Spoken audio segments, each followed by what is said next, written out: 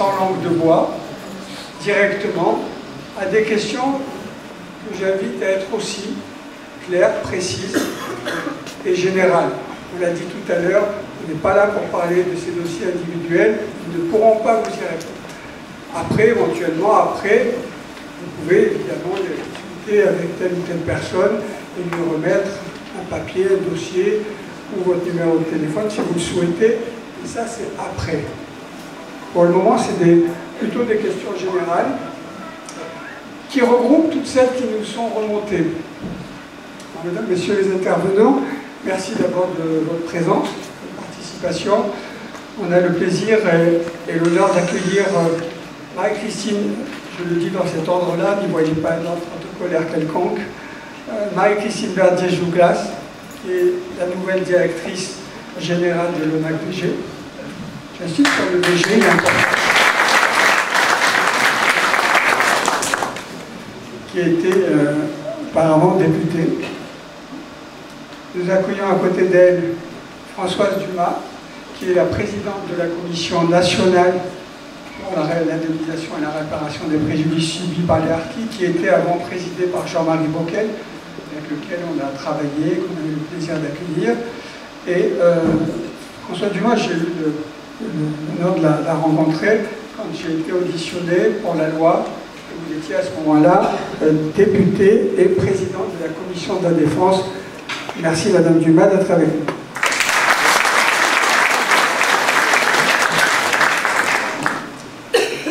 À côté, le secrétaire général de la Commission, qu'on ne présente plus, puisqu'il a visité beaucoup de lieux et d'associations, beaucoup d'entre vous l'ont rencontré, il a beaucoup travaillé avec Jean-Marie Bockel, et je pense qu'il passe le relais, et Madame Dumas profite de son expertise, donc merci d'être là aussi. Monsieur Goldman. Donc, Madame Sophie Vaginet, députée des Alpes de Haute-Provence. Voilà, nous avons invité, que les choses soient claires, l'ensemble des parlementaires de PACA, tous partis confondus. Donc, merci vous êtes, je crois, UDR, c'est ça? UDR, merci d'être là aussi.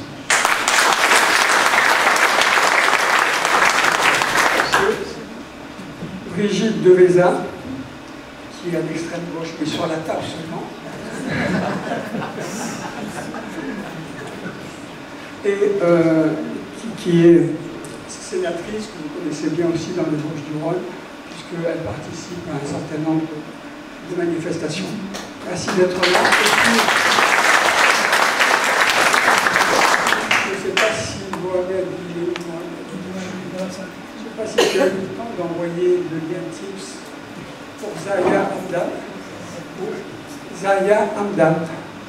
Donc, on va le faire, c'est pas trop tard, c'est pour plus dans la deuxième partie. Zaya Hamdan qui a dit qui est Amiens, député LFI, et qui... alors c'est pour ça que c'est au dernier moment, elle ne pouvait pas venir, mais elle a accepté d'intervenir en visio tout à l'heure, si on arrive à établir la connexion.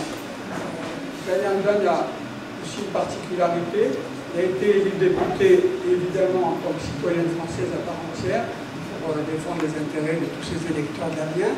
Il se trouve qu'elle est aussi fille d'un ancien harki, et que c'est la première fille du harki qui est élue à l'Assemblée nationale, donc je trouvais intéressant d'avoir son point de vue.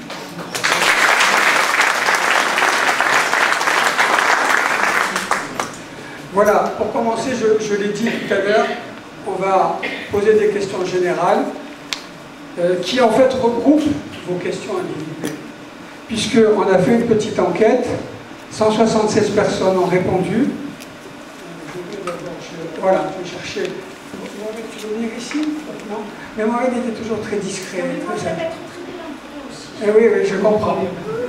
Mais je voudrais quand même présenter et remercier. Non, il ne veut pas qu'on le voit, c'est toujours pareil. Mais ça fait rien. Mohamed Djemri, qui travaille de manière tout à fait efficace à l'ONAC, et voilà, qui est toujours de très bons conseils, et merci d'être ici. Merci Mohamed.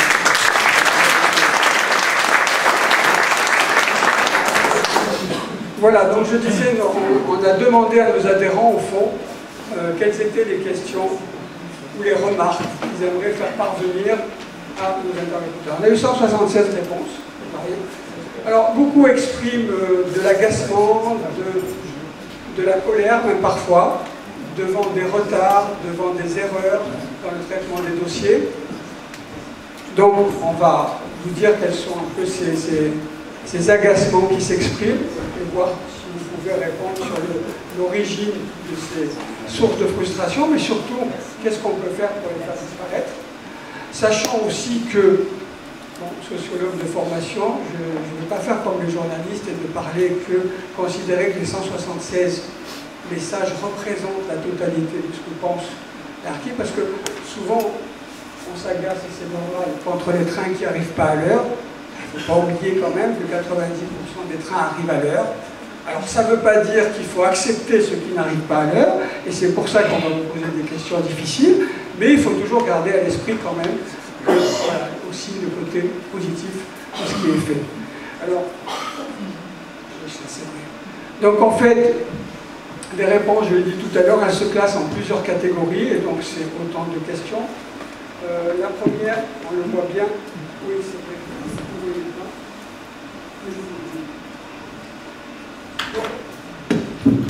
le rejet injustifié de dossier, c'est 10% des réponses qui voudraient savoir pourquoi vous n'avez pas accepté leur dossier de réparation. Alors quelquefois c'est tout simplement parce qu'ils ne sont pas passés par les lieux qui sont dans les décrets, mais il peut y avoir d'autres cas, et des lieux qui ne sont pas encore reconnus, on en parlera. Alors c'est vrai que ce qui est aussi beaucoup reproché, à mon avis ça pourrait quand même être facile à régler, c'est le manque d'accusés de réception. Les gens écrivent et on ne leur dit pas qu'on a reçu leur dossier. L'impossibilité de joindre l'ONAC dans les départements, alors pas tous pour être honnête, par exemple en Dordogne, un guide me dit il n'y a aucun problème, ça se passe très bien, mais chez Ali Amran aussi, à Dreux aussi, mais il y a des départements où on n'arrive pas à les joindre. Il y a des erreurs de calcul sur les 10%. Des gens d'une même famille qui ont passé le même temps dans les camps ne perçoivent pas la même somme. Alors souvent c'est réparé, mais pas toujours. Le manque de transparence sur au fond, le fonctionnement de la CNIL, de la commission, comment elle prend ses décisions, parce que quelquefois effectivement, j'ai eu l'occasion de le dire à M. Delgrand et à M. Bockel, on refuse des lieux qui répondent aux critères. Et quelquefois, mais ça je dis rien, on accepte qu'ils ne répondent pas complètement. Et puis nos anciens qui, on a toujours dit que la priorité c'était d'abord de traiter les dossiers des anciens de la première génération, c'est la priorité des priorités. Alors je sais bien que pour faire plus efficace, vous traitez une famille entière, donc les anciens et les enfants, mais vraiment là il faut changer de paradigme, de logiciel, il faut traiter les anciens d'abord. On nous avait dit que qu'ils seraient tous traités leur dossier. Je me souviens, Madame Miralles, c'était le 16 mai 2022, avait dit d'ici la fin de l'année, tous les dossiers des premières générations seront traités. Ce n'est pas le cas. Alors, je ne parle pas de ceux qui se sont rajoutés, parce qu'évidemment, quand on rajoute des lieux, on rajoute des dossiers, mais au moins que tous ceux de la première liste soient traités, quoi. Voilà. Et puis, il n'y a pas de proposition forte, à notre goût, pas suffisamment forte et audacieuse, de la part de la CNIL, dont on rappelle que dans la loi, il est dit très clairement qu'elle a un pouvoir de proposition. Alors, pas de décision, mais au moins de proposition. Alors, pour ça, il faut s'en saisir. On a remis un rapport avec 33 propositions, on en reparlera. Alors, il y en a une qui a été réglée, c'est celle des veuves, mais honnêtement, ce n'est pas grâce à la CNIL qui n'a pas été moteur, ni au secrétariat d'État. C'est bien Agir qui s'est bougé et qui, en mobilisant d'abord les députés et puis s'est remonté jusqu'à l'Élysée pour que ça se fasse. Et donc, on aimerait bien vous avoir sur un certain nombre de propositions. Donc voilà, première question. Voilà, pourquoi des retards, pourquoi des erreurs, et que pouvez-vous faire pour éviter ça?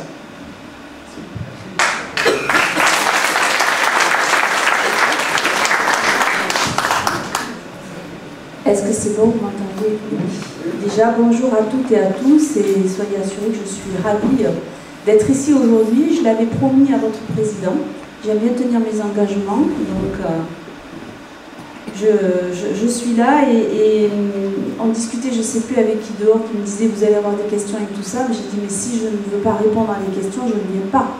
Je sais pertinemment que si je viens, c'est pour justement répondre à vos questions et que pour vous c'est une occasion quand même assez importante d'avoir en plus en même temps à la fois l'ONAVG que je représente et puis la commission que Madame Dumas représente. Donc on va se répartir les réponses. Hein. Alors, le premier rejet injustifié de votre dossier, franchement, vous allez dire ça commence mal à ne pas répondre, mais je ne peux pas répondre, dans la mesure où ça peut paraître injustifié, et ça je le comprends, mais forcément, si on fait un rejet, c'est que quelque part, il y a quelque chose qui ne marche pas. Et donc, à cette question, on ne peut répondre que dossier par dossier. Par contre, pour le reste, je peux apporter beaucoup plus d'explications. Donc, pas d'accusé de réception. Alors, je ne sais pas, Monsieur le Président, quand est-ce que vous avez fait votre sondage, mais je pense que depuis, les choses ont largement évolué. Il reste bien sûr encore, je crois, de mémoire, 500 dossiers sur lesquels on n'a pas encore mis d'accusé de réception. Et Mohamed, vous me dites si je dis des bêtises. Mais effectivement, on avait pris beaucoup de retard. Et tant qu'un dossier n'était pas saisi dans notre outil, on ne pouvait pas envoyer l'accusé de réception. Alors c'est vrai que, vous avez raison, c'est quelque chose qui est facile à faire. Sauf que, je ne veux pas me cacher derrière l'informatique, mais pour envoyer un accusé de réception, il faut qu'on puisse avoir saisi le dossier. Le recevoir ne suffit pas. Donc je vais vous raconter un peu la genèse, sans prendre peut-être trop de temps, mais je crois que c'est important. C'est l'occasion aussi pour nous de vous expliquer où on en est, toutes les réflexions qu'on a eues tout au long de l'avancée des dossiers depuis le vote de la loi, et pourquoi aussi on a changé des fois de braquet et d'organisation. Je crois que vous ne trouverez pas un seul établissement public qui, 2 mois après une promulgation de loi, a installé une commission et a commencé à produire et à instruire des dossiers pour l'indemnisation. En fait, on a voulu tellement bien faire qu'on est allé très très vite. Et là où je pense qu'on a fait une erreur, c'est qu'on voulait montrer qu'on avait effectivement à cœur d'aller vite, sauf qu'on n'était pas vraiment prêt au niveau tout ce qui suit, informatique, hommes, parce qu'il faut des femmes et des hommes pour pouvoir traiter les dossiers, etc. Et du coup, on avait pris un retard à peu près de 2 mois de réception de dossiers qu'on n'arrivait jamais à rattraper. Et c'était de l'ordre à peu près de 7000 dossiers. Combien? Oui, 28 000 dossiers en 3 mois. Mais après, on avait un retard à peu près entre 7 et 10 000 dossiers où on n'arrivait pas à rattraper pour pouvoir le saisir et que les personnes aient les accusés de réception. Donc moi je suis arrivée là depuis pas longtemps, je suis là depuis le 23 novembre, donc j'ai eu de grandes conversations avec Mohamed et ses équipes, et puis aussi à Caen, puisqu'on a un service à Caen, pour essayer de voir comment on pouvait être plus efficient. Et du coup, j'ai mis à contribution tous les services départementaux. Vous savez que l'ONAVG, c'est 104 services départementaux. J'ai mis à contribution tous les services départementaux, et ils avaient 3 mois pour pouvoir saisir chacun à minima 70 dossiers. Pourquoi? Pour rattraper le retard. Et pourquoi? Pour que les gens reçoivent l'accusé de réception. Voilà. Donc aujourd'hui, franchement, je comprends, il y a encore des dossiers qu'on n'a pas complètement saisis dans l'outil, mais beaucoup moins par rapport à mois d'avril où on a pris cette décision. Et donc je pense que de 34,7% de gens qui se plaignent de ne pas avoir d'accusé de réception, je pense qu'on peut quand même réduire le pourcentage. Mais on peut toujours mieux faire. Et on réfléchit au quotidien pour pouvoir mieux faire. Mais ce qu'il faut comprendre, c'est que depuis le début de la promulgation de la loi, on a quand même reçu 32 600 dossiers. Qu'on en a instruit 20 198 à fin août, plus 1000 qu'on vient de finir de traiter sur le mois de septembre, et pour 142 millions d'euros. Ça, c'est très factuel. Et on est à peu près à plus de 64% de dossiers qui sont complètement traités, et d'ici la fin de l'année, nous serons entre 70 et 72%. Et ce que je peux vous dire par contre, c'est que par rapport à 2022 et 2023, sur l'année 2024, on a été quand même plus efficace, puisque c'est 21% de dossiers qu'on a traités en plus par rapport aux années précédentes. Mais parce qu'on essaye de se réinventer à chaque fois. Et je vous expliquerai pourquoi, en continuant Je garderai le joint dont on a l'an dernier, en continuant sur les autres questions. Donc les erreurs de calcul sur le montant. Oui, ça peut arriver. C'est des femmes et des hommes qui sont derrière leur ordinateur, qui reçoivent les dossiers papier et qui traitent les dossiers. Alors je ne dis pas que c'est normal, mais en tout cas, sur le nombre de dossiers, oui, ça peut arriver qu'il y ait des erreurs.